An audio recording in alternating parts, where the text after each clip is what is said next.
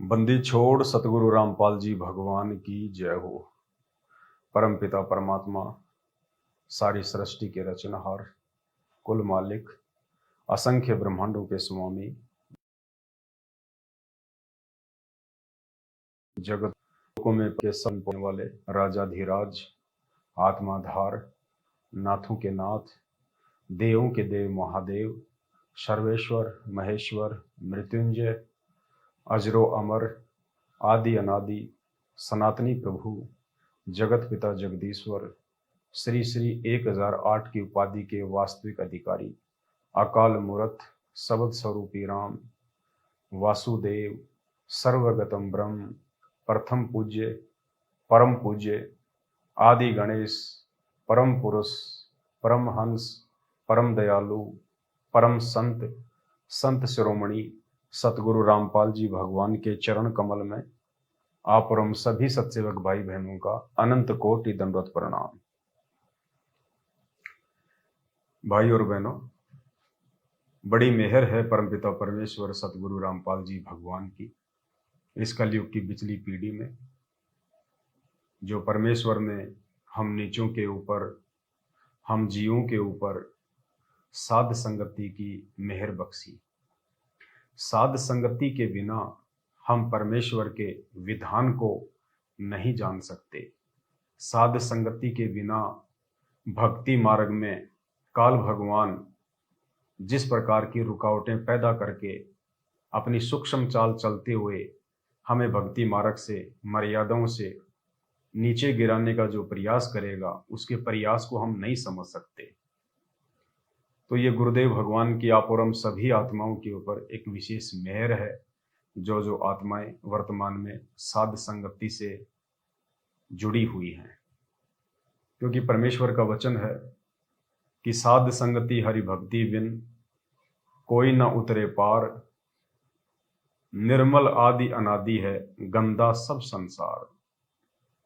साध संगति के बिना परमेश्वर के विधान को ही नहीं, बल्कि साध संगति के अभाव में हम एक नेक भगत भी नहीं बन सकते। क्योंकि साध संगति के बिना हमें सतगुरु रूप में आए हुए परमपिता परमेश्वर कबीर साहिब की पहचान नहीं हो सकती है। और परमेश्वर की पहचान के बिना, अपने सतगुरुदेव को भगवान माने बिना, हमारे अंदर उनके प्रति वो श्रद्धा, वो भाव, वो समर्पण पैदा नहीं हो सकता, जिस श्रद्धा, भक्ति, भाव और समर्पण की बदौलत हम इस गंदे लोक से सतलोक में जाएंगे। तो इस मेहर के लिए हम अनंत कोटि परमपिता परमेश्वर सतगुरु रामपाल जी भगवान को हृदय से दंडवत नमन करते हैं। आज गुरुदेव भगवान के आशीर्वाद से यथार्थ भक्ति बोध का सरलार्थ हम लेकर चलेंगे। परमात्मा ने हमें 3 समय की आरती की जो पुस्तिका दी है, जिसको हम पवित्र भक्ति बोध के नाम से जानते हैं, इस छोटी सी पुस्तिका में परमात्मा ने हमें नाम दीक्षा देते समय 3 समय की आरती, अन्नदेव की आरती, भोग लगाने की विधि डाली हुई है। लेकिन जो वाणियां हैं, वो आणियां पवित्र कबीर सागर से हैं और आदरणीय गरीबदास जी महाराज जी के ग्रंथ साहिब से हैं। और इन महापुरुषों की वाणियों को आम व्यक्ति नहीं समझ सकता है, जन साधारण नहीं समझ सकता है। तो गुरुदेव भगवान ने सन 2013 में तीनों समय की आरतियों का सरलार्थ करके आप और हम आत्माओं के लिए एक पुस्तक बनाई थी, जिसका नाम है यथार्थ भक्ति बोध। यथार्थ भक्ति बोध के नाम से परमात्मा ने ये पुस्तक बनाई। और इस यथार्थ भक्ति बोध पुस्तक में गुरुदेव भगवान ने तीनों समय की आरतियों का सरलार्थ किया हुआ है, ताकि हम इन वाणियों को पढ़ें और ये वाणियाँ क्या कहना चाहती हैं, ये वाणियाँ एक भगत के विषय में क्या दिशा निर्देश दे रही हैं, भक्ति के विषय में क्या दिशा निर्देश दे रही हैं, उन चीज़ों को हम समझें। क्योंकि इसके सरलार्थ के अभाव में केवल हमें ज्ञान यज्ञ का ही लाभ मिलता था। जब हम इन वाणियों को नित्य नियम के रूप में, संध्या आरती के रूप में, रमैणी के रूप में जब हम इनको पढ़ते हैं, तो इन वाणियों की यथार्थ जानकारी के अभाव में, इन वाणियों के सरलार्थ के अभाव में केवल हमारे को ज्ञान यज्ञ का ही लाभ मिलता था, ध्यान यज्ञ का लाभ नहीं मिल पाता था, क्योंकि हम इनको समझ नहीं पाते थे। तो गुरुदेव भगवान ने मेहर करके और इन सभी वाणियों का सरलार्थ बहुत ही सरल ढंग से किया हुआ है। बस आवश्यकता है तो हम भाई बहनों ने साध संगति के माध्यम से उन वाणियों के सरलार्थ को अच्छे से समझना और यथार्थ भक्ति बोध की जो वाणियां हैं, तीनों समय की जो आरती हैं, इन आरतियों में, इन वाणियों में सतगुरु रामपाल जी भगवान ने पवित्र कबीर सागर से और आदरणीय गरीबदास जी महाराज जी के ग्रंथ साहिब से, जिसको अमर ग्रंथ भी कहा जाता है, चुन चुन के कुछ वाणियां इस 3 समय की आरती में रखी हैं। ये विशेष वाणियां हैं और ये निष्कर्ष हैं उन दोनों ग्रंथों का। तो हमने बहुत ही ध्यानपूर्वक परमेश्वर के द्वारा किए गए यथार्थ सरलार्थ को समझना है।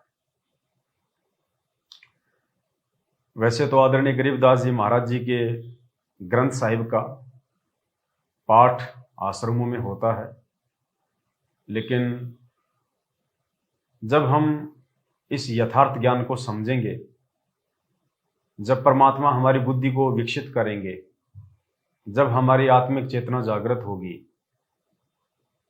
तो वर्तमान में हमें ये पता चलेगा कि वर्तमान में हम 12वें पंथ में नहीं, बल्कि हम यथार्थ 13वें कबीर पंथ में हैं, जो कि सतगुरु रामपाल जी भगवान ने 8 सितंबर 1951 को धरती पे प्रकट होके सन 1994 से उसकी नींव डाली है। और यथार्थ 13वें कबीर पंथ में आने के बाद हम यथार्थ 13वें कबीर पंथियों का अमर ग्रंथ साहिब आदरणीय गरीबदास जी महाराज जी वाला वो ग्रंथ साहिब नहीं है। हमारे लिए अमर ग्रंथ हमारे पूज्य गुरुदेव सतगुरु रामपाल जी भगवान के द्वारा लिखित और सरलार्थ किया हुआ ये यथार्थ भक्ति बोध है। ये हम सभी भाई बहनों के लिए अमर ग्रंथ है, क्योंकि इस अमर ग्रंथ में संत रामपाल जी भगवान ने आदरणीय गरीबदास जी महाराज और 650 साल पहले जब परमात्मा आए थे कबीर नाम से, और उन्होंने जो कबीर सागर लिखा था, उन दोनों ग्रंथों से चुन चुन के वाणियां इस यथार्थ अमर ग्रंथ यथार्थ भक्ति बोध में डाली हुई हैं।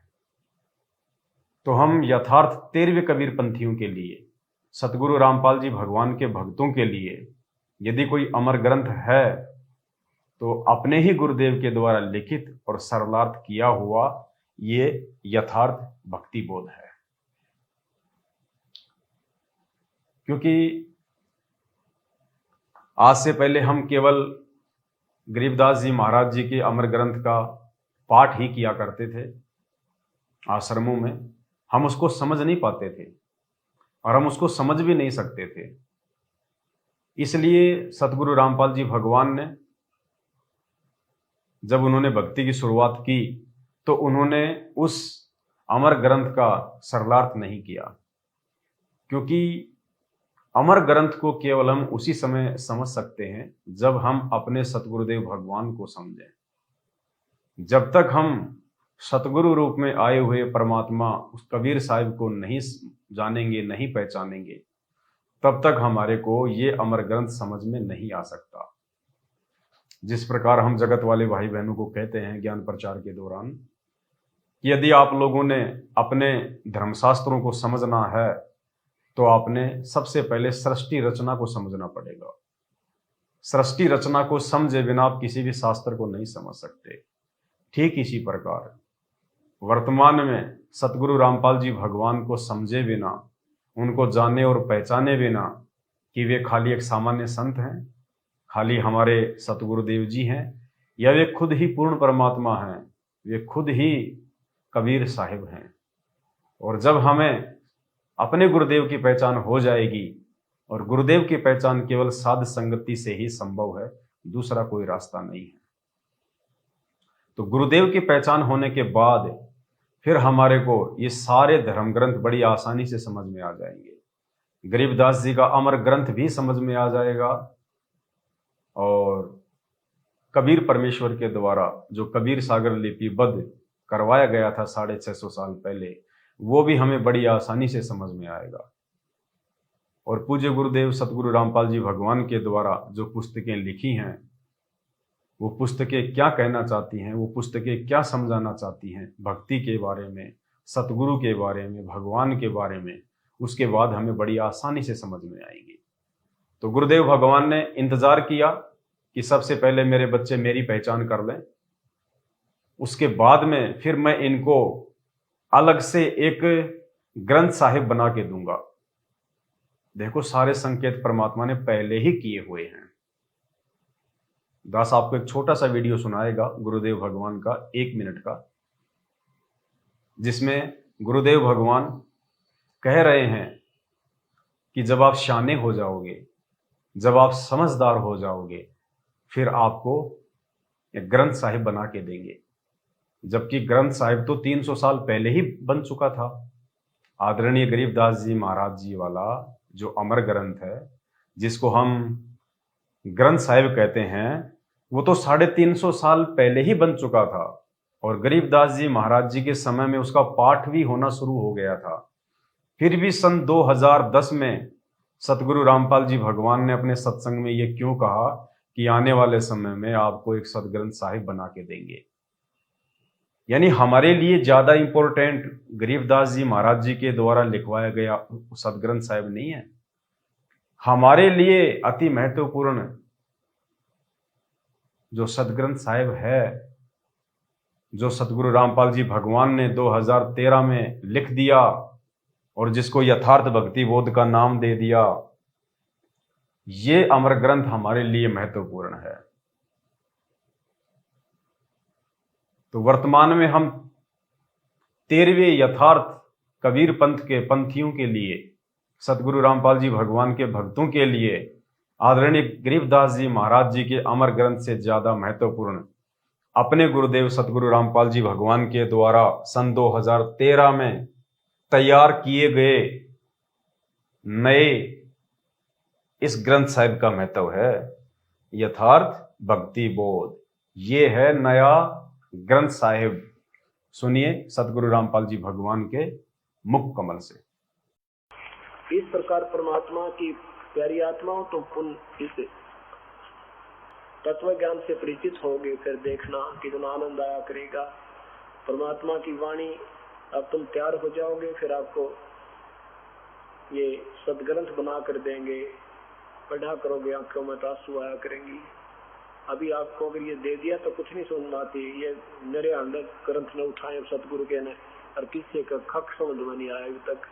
ये तो गुरुदेव भगवान इस अनमोल सत्संग में कह रहे हैं कि जब तुम शाने हो जाओगे, जब तुम तैयार हो जाओगे, तब आपको एक सदग्रंथ साहिब बना के देंगे। तो आज से पहले हम लोग तैयार नहीं थे, हम लोग सयाने नहीं थे। क्यों नहीं थे? क्योंकि आज से पहले साध संगति के अभाव में हम अपने गुरुदेव को केवल एक अपना सतगुरुदेव, सामान्य संत, एक गुरु और भगवान, हम दाढ़ी मूछ वाली इस काल्पनिक फोटो को माना करते थे कि भगवान तो 650 साल पहले जो कबीर जी आए थे जिस दाढ़ी मूछ वाले रूप में, भगवान तो ये हैं, साहिब तो ये हैं, परमात्मा तो ये हैं।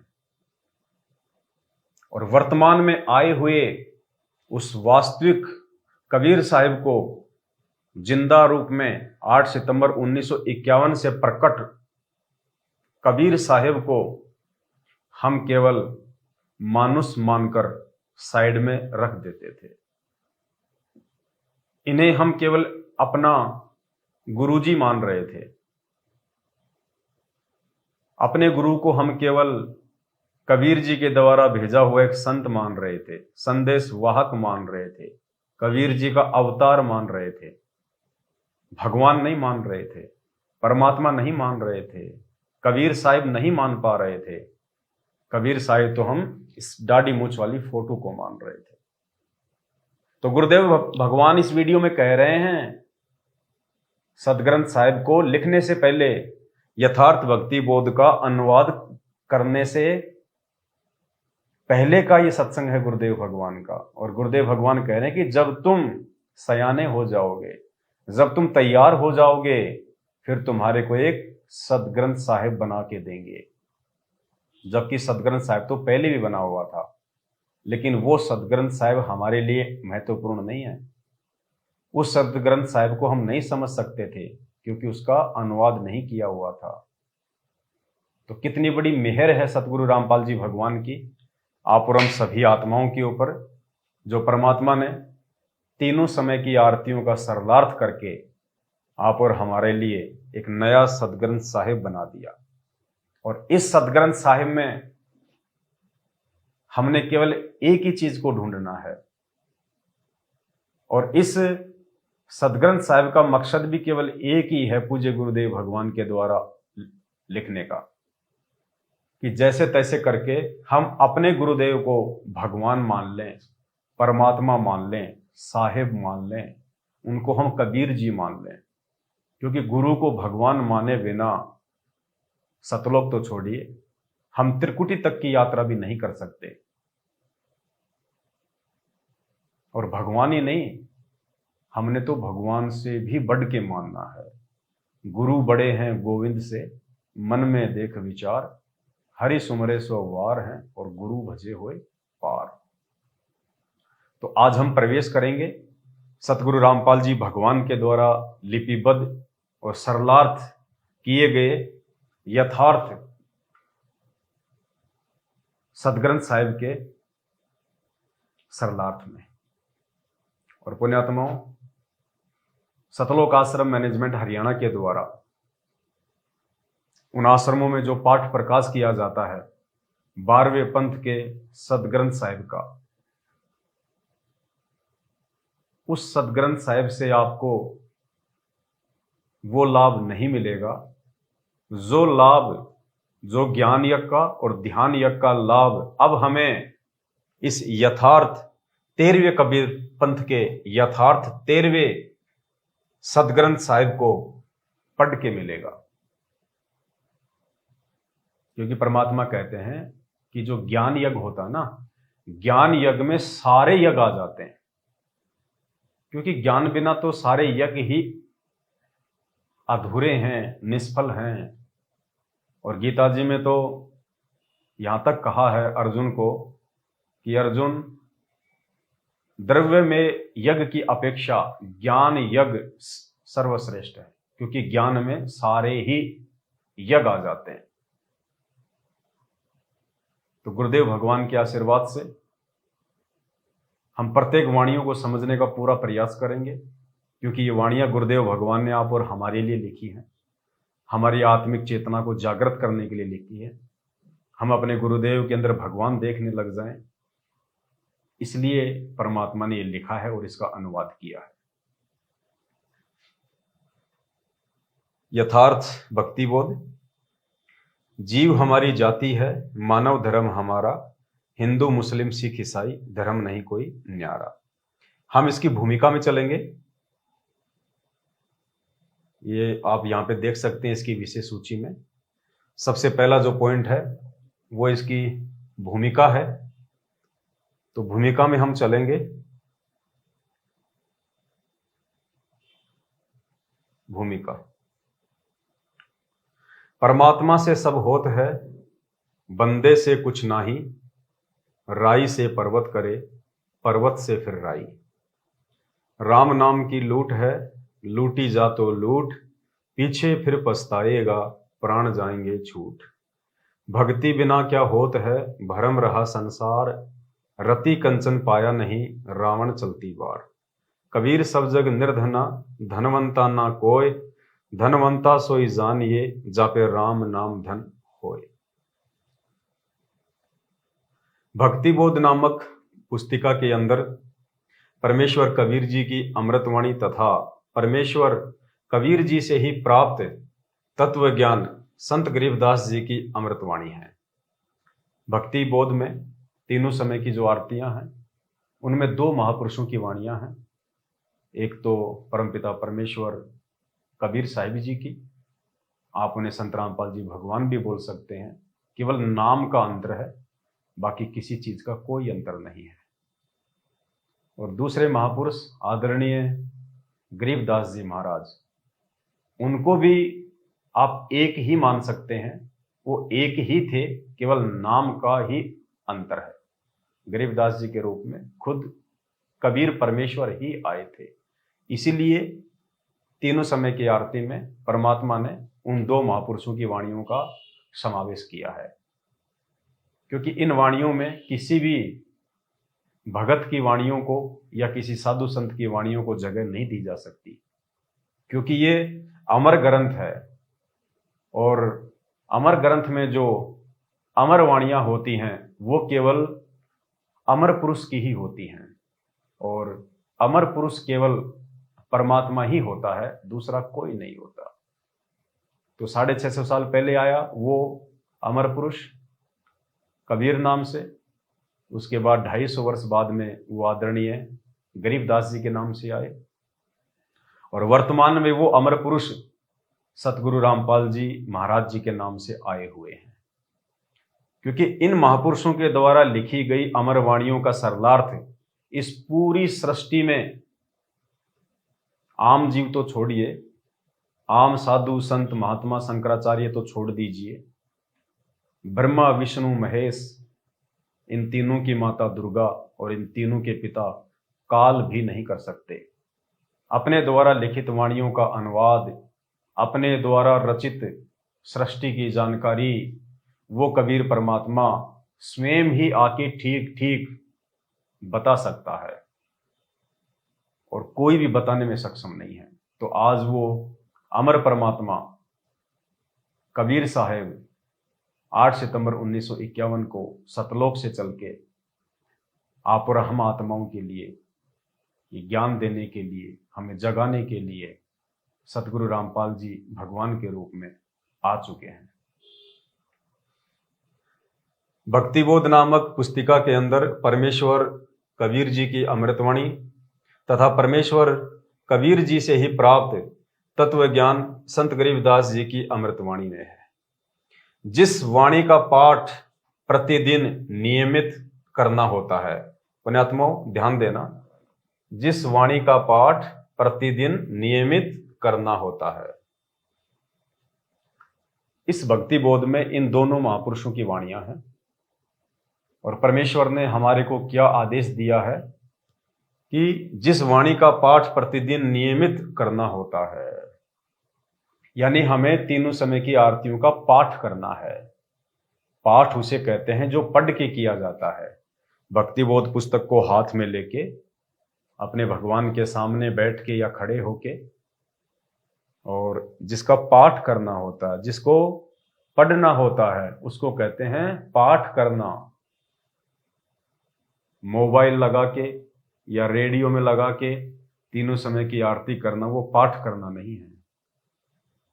वो ऑप्शन केवल परमात्मा ने उन आत्माओं के लिए रखा है जो अंधे हैं या जो अनपढ़ हैं या बच्चे हैं अभी, उन आत्माओं के लिए।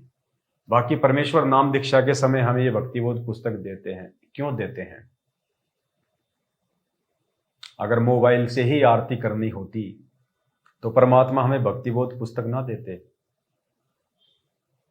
ये भक्तिबोध पुस्तक परमात्मा ने हमें इसलिए दी है कि हम इन वाणियों का हम पाठ करें, जब हम इनका पाठ करेंगे हाथ में लेके तो हमारे दो यज्ञ बनेंगे, ज्ञान यज्ञ और ये ध्यान यज्ञ। और इसका जो मूल्य है परमात्मा ने नीचे नीचे इसका जो मूल्य है वो लिखा हुआ है, नित्य नियम पाठ। आप सबके घरों में ये भक्तिबोध पुस्तक है और इस नीचे नीचे जो इसका मूल्य लिखा हुआ है आप इसको देखना।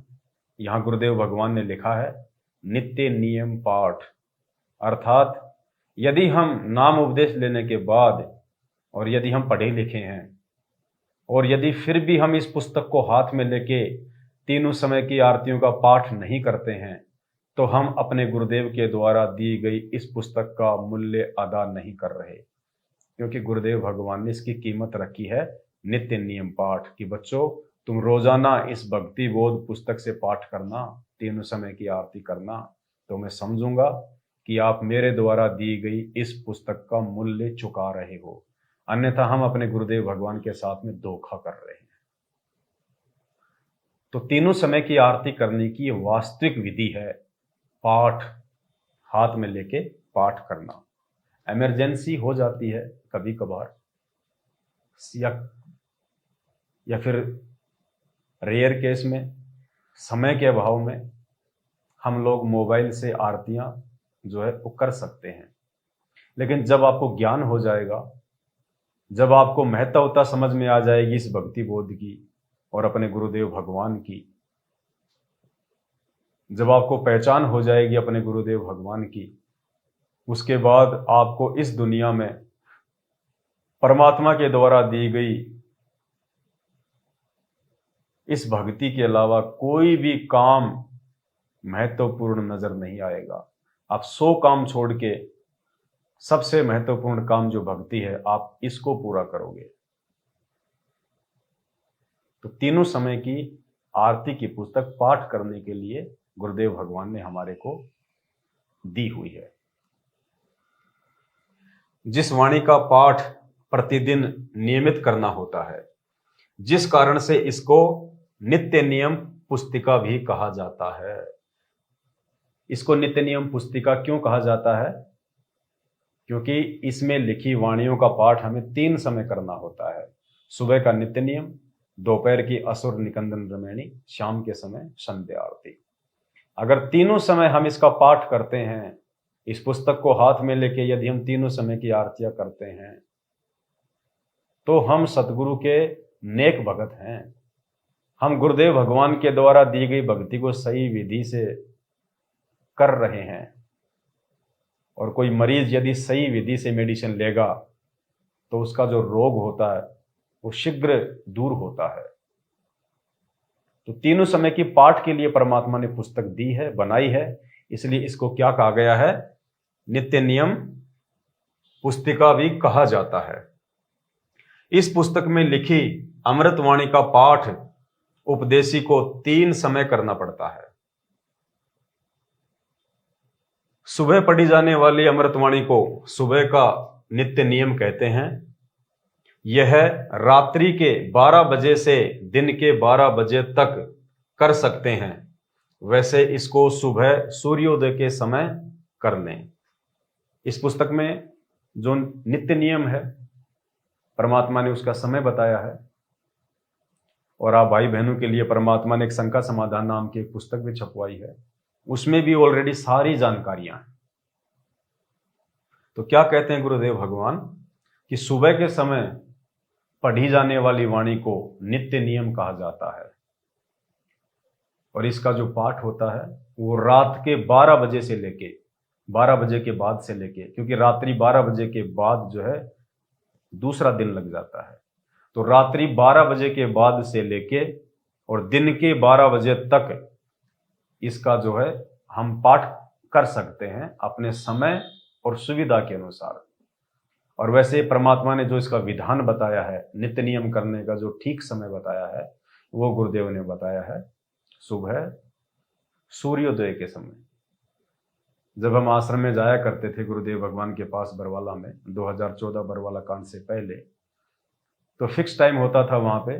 जैसे ही सुबह के 5 बजते थे वहाँ पे सभी भाई बहनों को नित्य नियम के लिए आवाज लगाई जाती थी। यानी सतलोक आश्रम बरवाला में गुरुदेव भगवान के रहते सहते सुबह 5 बजे परमात्मा के विधान अनुसार सूर्योदय के समय नित्य नियम शुरू हो जाता था। सभी भाई बहन जो है अपना पाठ किया करते थे।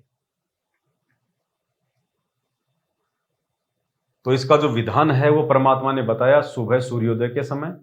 और विशेष परिस्थिति में अगर आप किसी कारणवश सुबह इसको नहीं कर पाते हैं, आप लेट हो जाते हैं, आप किसी कारण से, आपकी नाइट की आपकी ड्यूटी है, तो गुरुदेव ने दिन के 12 बजे तक इस पाठ को करने का विधान बताया है। लेकिन हमें कोशिश करनी चाहिए जैसे तैसे समय निकाल के, क्योंकि देखिए हम 10-12 घंटे जो अपना काम धंधा करते हैं वो केवल 2 टाइम की रोजी रोटी तक सीमित है। वो केवल हमारे शरीर का ही पोषण करेगा। और जो भक्ति की जो खुराक है, जो ये काम दिया है हमें परमात्मा ने, ये हमारी आत्मा का पोषण करेगा। और हमारे सांसारिक जो काम धंधे हैं, जो व्यापार हैं, वो भी इस परमेश्वर की भक्ति को सही विधि से करने के चलते ही ठीक ठाक रहेंगे। तो ज्यादा महत्व हम भाई बहनों ने परमेश्वर के द्वारा दी गई इस भक्ति को देना है। आप रूटीन ना बनाएं कि आप दिन के 12 बजे करेंगे या फिर आप जिस दिन के 11 बजे करेंगे। रूटीन नहीं, इमरजेंसी में हो सकता है। वो परमात्मा ने एक ऑप्शन दिया है रात के 12 बजे से लेके दिन के 12 बजे तक। बाकी गुरुदेव भगवान ने वास्तविक जो इसका टाइम है वो भी मालिक ने यहां पे बता दिया है। सुबह पढ़ी जाने वाली वाणी को सुबह का नित्य नियम कहते हैं। ये रात्रि के 12 बजे से दिन के 12 बजे तक कर सकते हैं। वैसे इसको सुबह सूर्योदय के समय कर लें। वास्तविक टाइम परमात्मा ने सुबह सूर्योदय के समय का बताया है। उसके बाद असुर निकंदन रमैणी, दिन के 12 बजे के बाद रात्रि के 12 बजे से पहले जब भी समय लगे किया जाने वाला पाठ है। वैसे इस पाठ को दिन के 12 बजे से 2 बजे तक किया जाने का विधान है। असुर निकंदन रमैणी जो कि दोपहर की आरती है, 33 करोड़ देवी देवताओं की स्तुति है, उनकी वंदना है, उनकी महिमा है, क्योंकि हमने इन देवी देवताओं को भी खुश रखना है। और मालिक ने बताया कि इस असुर निकंदन रमैणी के चलते ये देवी देवता परमात्मा के विधान अनुसार हम भगत आत्माओं को दुखी नहीं कर सकते। ये हमारी चौकीदारी करेंगे, ये हमारी पहरेदारी करेंगे। उसके बाद भी यदि कोई देवी देवता हमारे को दुखी करने का प्रयास करेगा तो फिर गुरुदेव भगवान ने बताया फिर परमात्मा उसकी चोटी पकड़ लेता है और उसको बोलेगा, देख ये तो तेरी महिमा कर रहे हैं, ये तेरी वंदना कर रहे हैं, ये तेरी जय जयकार कर रहे हैं असुर निकंदन रमैणी के माध्यम से, और उसके बाद भी आप इनको परेशान कर रहे हो। फिर परमात्मा इनको टाइट कर देगा। तो जब हम विधि विधान से असुर निकंदन रमैणी का पाठ हम करेंगे, एक आपने मोबाइल में लगा के छोड़ दिया, बाथरूम में जाके बैठ गए, चाय बना रहे हैं, कोई सो रहा है, कोई लेट रहा है, गाड़ी में चल रहे हैं, आरती लगा दी, आपस में बातचीत कर रहे हैं, वो परमात्मा के विधि विधान अनुसार नहीं है। यदि ऐसा आप जी करेंगे तो ये देवी देवता आपको दुखी करेंगे ही करेंगे। और अगर आप विधि विधान अनुसार करोगे, जो परमेश्वर ने हमारे को पाठ करने के लिए भक्ति बोध दी है, या आप जी अनपढ़ हैं,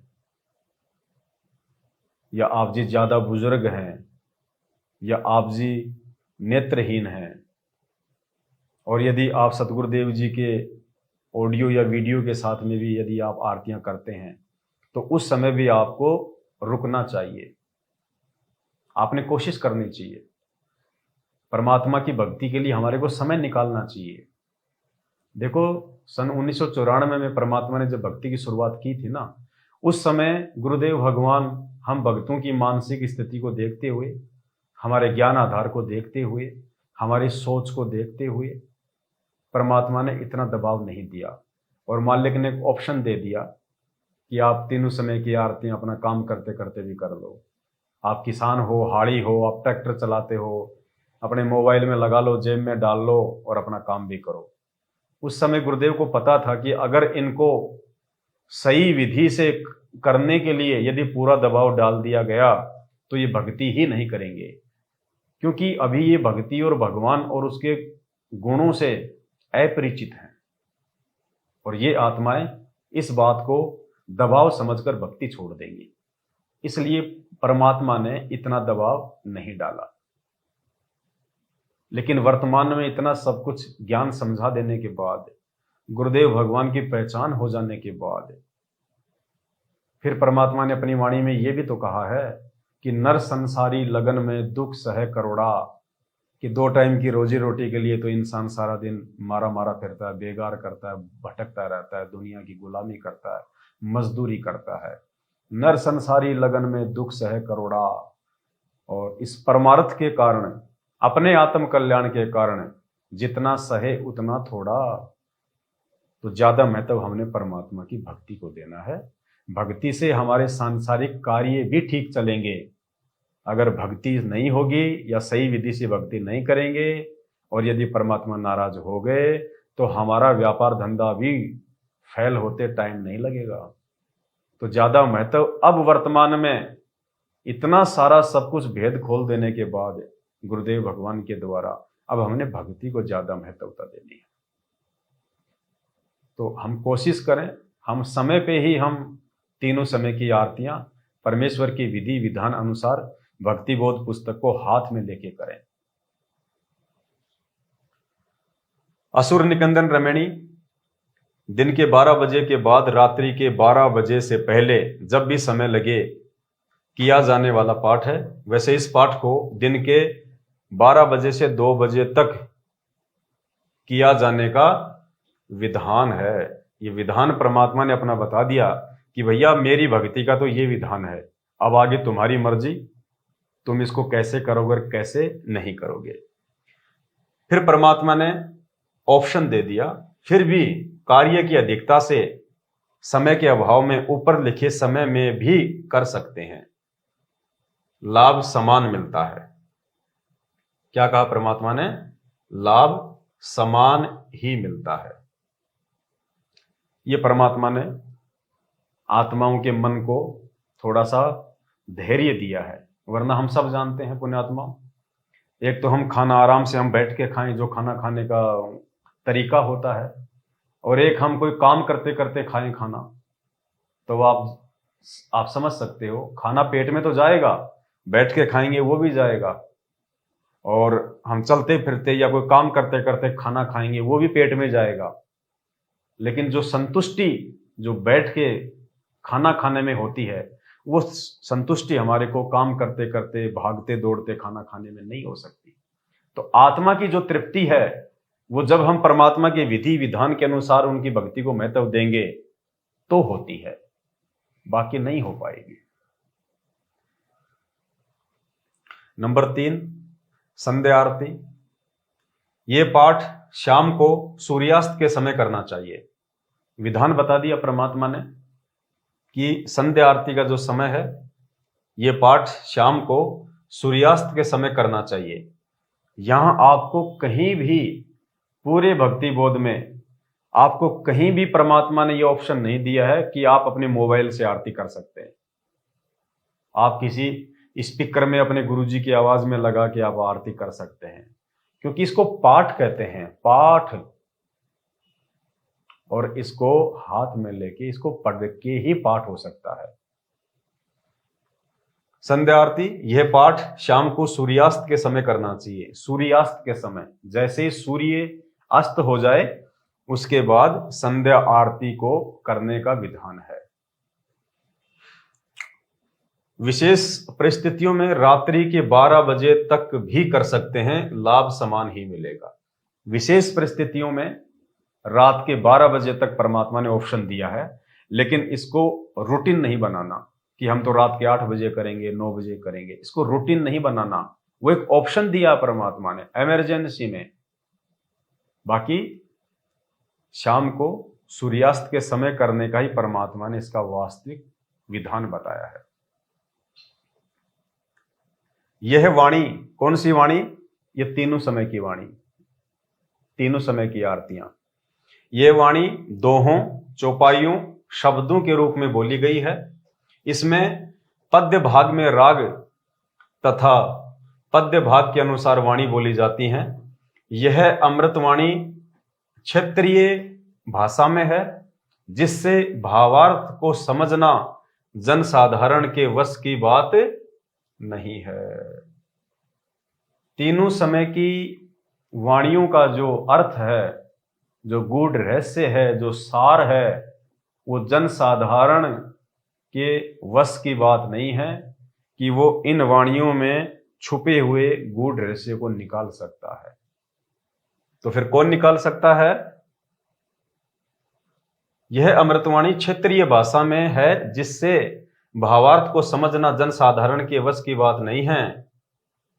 इस अमृतवाणी की भाषा साधारण है, परंतु रहस्य गहरा है, रहस्य बहुत गहरा है इसका। तत्वदर्शी संत ही इस अमृतवाणी का यथार्थ अनुवाद कर सकता है। कौन कर सकता है? तत्वदर्शी संत। और तत्वदर्शी संत की भूमिका स्वयं परमात्मा ही निभाते हैं, क्योंकि अपने द्वारा लिखी गई और बोली गई वाणियों का यथा अनुवाद वो परमात्मा स्वयं ही कर सकता है। 650 साल पहले भी ये कबीर परमात्मा एक तत्वदर्शी संत की भूमिका में ही आए थे। उसके 250 वर्ष बाद आदरणीय गरीबदास जी महाराज जी के रूप में भी एक तत्वदर्शी संत की भूमिका में ही आए थे, जिन्होंने वाणियां लिखी थी। और आज वर्तमान में वही कबीर परमात्मा संत रामपाल जी के नाम से तत्वदर्शी संत के रूप में ही धरती पे आए हैं। तो जनसाधारण के वश की बात नहीं है। इस 21 ब्रह्मांड की सृष्टि में किसी के वश की बात नहीं है जो इन वाणियों का यथार्थ अनुवाद कर दे। अटपट करने वाले तो बहुत मिलेंगे। गरीबदास जी के गरीबदासीय पंथ में, 12वें पंथ में बहुत साधु संत महात्मा मिलेंगे जिन्होंने अपने अपने स्तर पे उनकी वाणियों का अनुवाद किया हुआ है, लेकिन वो यथार्थ अनुवाद नहीं है। यथार्थ अनुवाद केवल तत्वदर्शी संत ही कर सकता है, जिसने वाणियां लिखी हैं। तत्वदर्शी संत ही इस अमृतवाणी का यथार्थ अनुवाद कर सकता है। जैसे श्री मद्भागवत गीता के श्लोक हैं, ऐसे ही भक्ति बोध में लिखी अमृतवाणी के दोहे ये श्लोक हैं। श्री मद्भागवत गीता को लिखे लगभग 5500 वर्ष हो चुके हैं। सैकड़ों अनुवादकों ने वर्षों पूर्व हिंदी या अन्य भाषाओं में अनुवाद भी कर रखा है, परंतु किसी का भी अनुवाद प्रकरण के अनुसार नहीं है, जिस कारण से अर्थों के अनर्थ कर रखे हैं।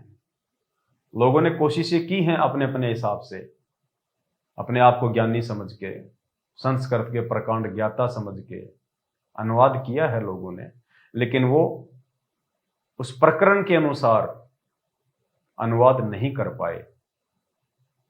तो क्या कह रहे हैं यहां परमात्मा?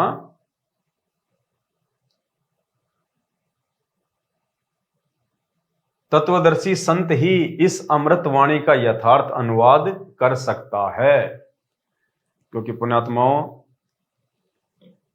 आज धरती पे तत्वदर्शी संत के रूप में स्वयं वो कबीर परमात्मा संत रामपाल जी भगवान के नाम से प्रकट हैं और अपने द्वारा लिखी गई वाणियों को वो परमात्मा स्वयं ही आके अनुवाद करता है, उनका सरलार्थ करता है, दूसरा कोई नहीं कर सकता। एक छोटा सा सत्संग आपको गुरुदेव भगवान का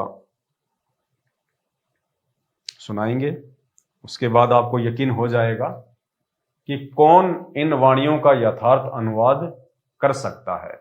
इस सत्संग में गुरुदेव भगवान कह रहे हैं कि जिसने वाणियां लिखी हैं स्वयं या तो वो परमात्मा ही आके अनुवाद कर सकता है,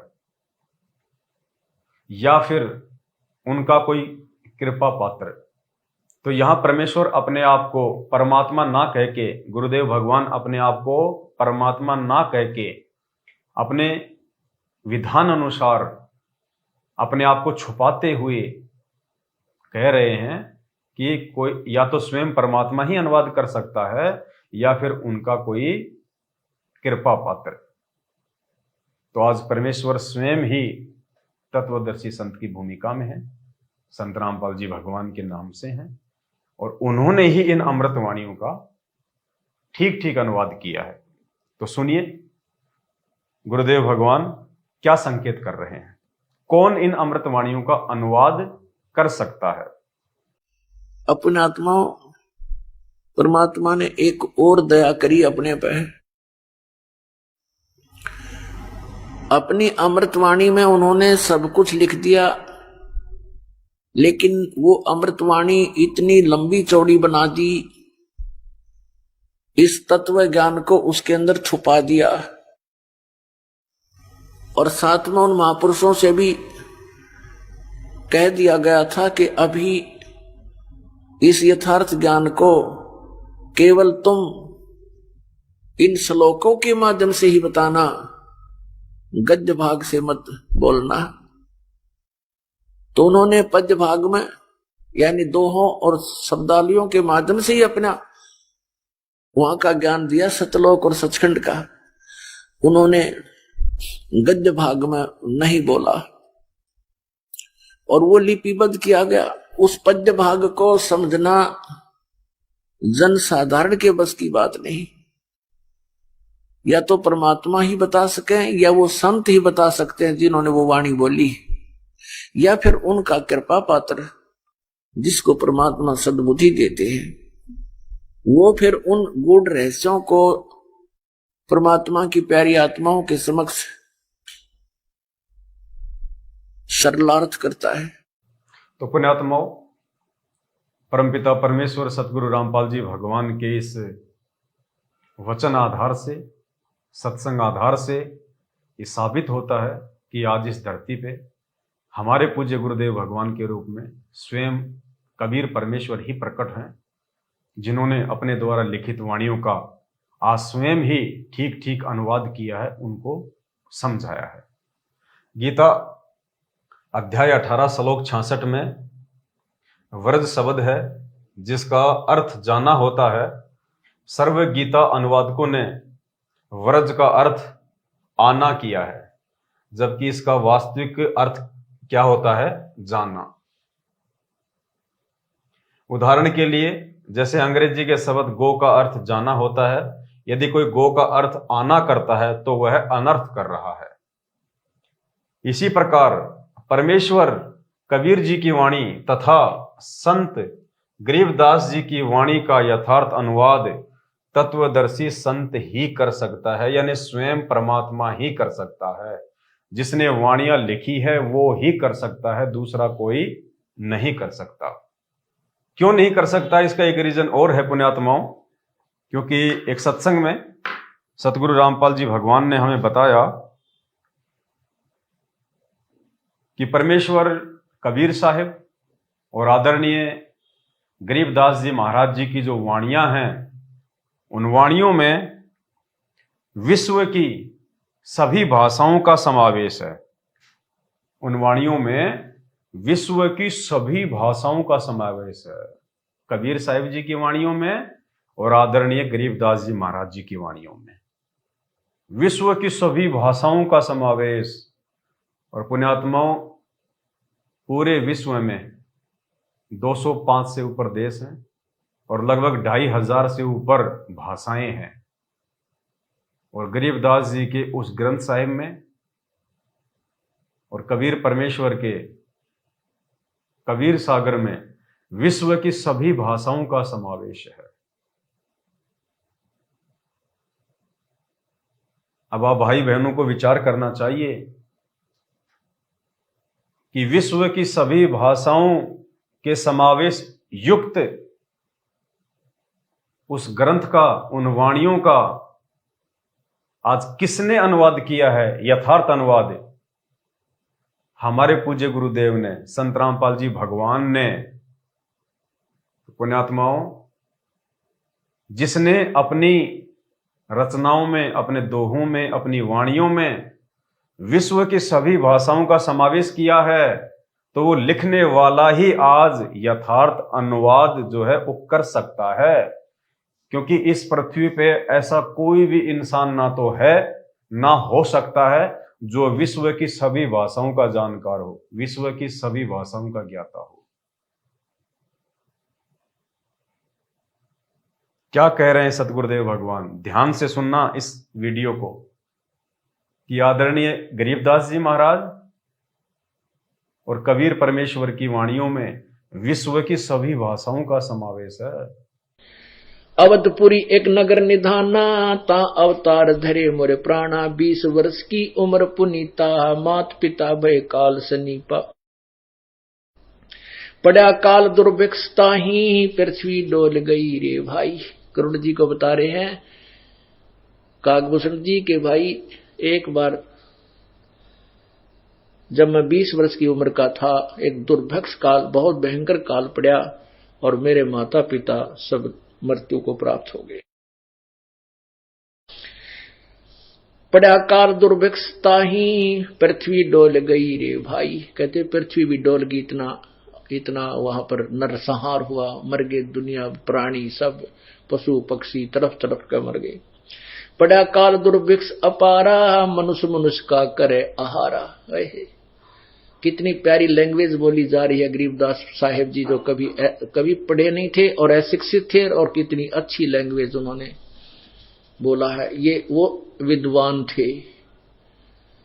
एक अक्षर, एक कोई भाषा विशेष के जानकार होने से विद्वान नहीं होता। जैसे कोई संस्कृत जानता है तो उसको अंग्रेजी नहीं आती, वो किसा विद्वान, उसने फारसी नहीं आती, पंजाबी नहीं आती। तो कबीर, ये परमात्मा जो है गरीबदास जी महाराज और कबीर साहब जी, प्रत्येक लैंग्वेज को जानते थे। पृथ्वी पर जितनी भी भाषा है वो सभी का इन अपनी लैंग्वेज में, अपनी अमरवाणी में प्रयोग किया हुआ है। तो इसी सिद्ध है कि ये विद्वान थे। तो क्या कह रहे हैं पूज्य गुरुदेव भगवान? ये परमेश्वर कबीर साहिब जी ने और आदरणीय गरीबदास जी महाराज जी ने अपने ग्रंथ में, अपनी रचनाओं में विश्व की सभी भाषाओं का समावेश किया है। और पुण्यात्माओं, आज उन विश्व की सभी भाषाओं से युक्त दोहों का, उन पुस्तकों का, उस ग्रंथ का अनुवाद सतगुरु रामपाल जी भगवान ने किया है। तो विश्व की सभी भाषाओं के जानकार केवल परमात्मा हो सकते हैं। आम व्यक्ति के बस की बात नहीं है जो विश्व की सभी भाषाओं को जान ले, जो विश्व की सभी भाषाओं का ज्ञाता हो। तो पुण्यात्माओं, हमारे पूज्य गुरुदेव भगवान के रूप में धरती पे स्वयं पूर्ण परमात्मा कबीर साहिब जी प्रकट हैं। ये 7 संगतियां परमात्मा ने इसीलिए रखवाई हैं। और ये जो यथार्थ अनुवाद जो परमात्मा ने किया है, उसके बाद में पूज्य गुरुदेव भगवान ने साध संगति के माध्यम से जो हम सत्सेवक भाई बहनों की ड्यूटी लगाई है, ये परमेश्वर के द्वारा किए गए उस सरलार्थ से हम बहुत कुछ सीखेंगे।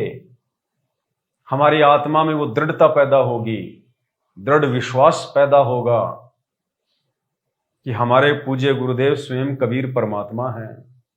और जब तक ये बात हमारे दिलो दिमाग में नहीं बैठ जाएगी कि गुरु ही भगवान होता है, गुरु ही परमात्मा होता है, और हमारे पूज्य गुरुदेव सतगुरु रामपाल जी भगवान स्वयं कबीर परमात्मा हैं, पुण्यात्माओं, हम इस काल लोक की सृष्टि से बाहर नहीं जा सकते।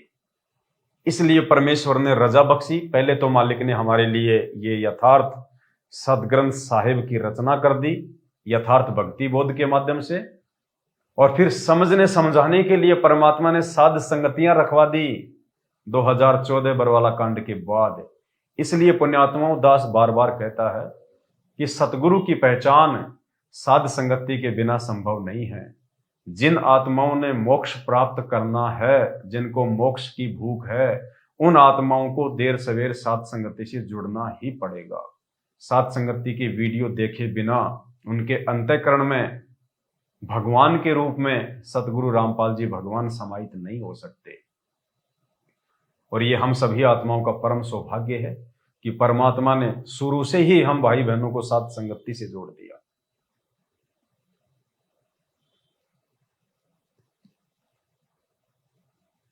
इसी प्रकार परमेश्वर कबीर जी की वाणी तथा संत गरीबदास जी की वाणी का यथार्थ अनुवाद तत्वदर्शी संत ही कर सकता है।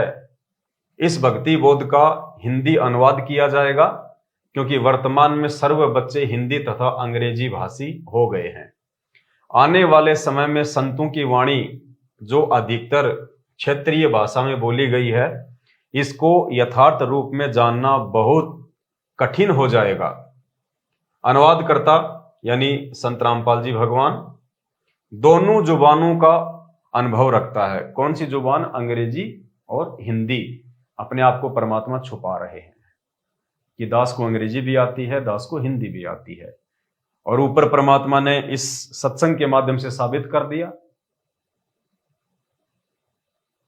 कि परमेश्वर कबीर जी ने और गरीबदास जी ने अपने ग्रंथ में दुनिया के सभी भाषाओं का समावेश किया है, और संत रामपाल जी ने आज उनका अनुवाद किया है, उनका सरलार्थ किया है, बिना किसी व्याकरण के, बिना किसी जो है शब्दकोश के। तो संत रामपाल जी कौन हुए? भगवान परमात्मा 650 साल पहले आके इन्हीं संत रामपाल जी भगवान ने कबीर नाम से कबीर सागर लिखवाया। 250 वर्ष पहले आके इन्हीं सतगुरु रामपाल जी भगवान ने गरीबदास जी के नाम से आके सतग्रंथ साहिब की रचना की, और अपने द्वारा लिखित वाणियों को आज परमात्मा स्वयं ही अनुवाद कर रहे हैं। दूसरा कोई भी करने में सक्षम नहीं है। अनुवादकर्ता दोनों जुबानों का अनुभव रखता है। वर्तमान में विश्व में एकमात्र तत्वदर्शी संत हैं, क्योंकि एक समय में पूरी पृथ्वी पे एक ही संत होता है, दो संत नहीं होते। एक समय में पूरी पृथ्वी पे एक ही तत्वदर्शी संत होता है, और तत्वदर्शी संत स्वयं परमात्मा ही होता है। इसलिए परमात्मा दो नहीं होते, परमात्मा एक ही होता है। अनुवादकर्ता का जन्म, यहां परमेश्वर अपने आप को छुपाते हैं ज्ञान आधार से, आप और हमारे से अपनी पहचान करवाने के लिए। अनुवादकर्ता का जन्म 8 सितंबर 1951 में हुआ था। इस कारण से आज सन 2013 में अनुवाद करने जा रहा हूं, यानी 2013 में परमात्मा ने हमारे लिए ये नया सदग्रंथ साहिब यथार्थ भक्ति बोध के नाम से अनुवाद किया।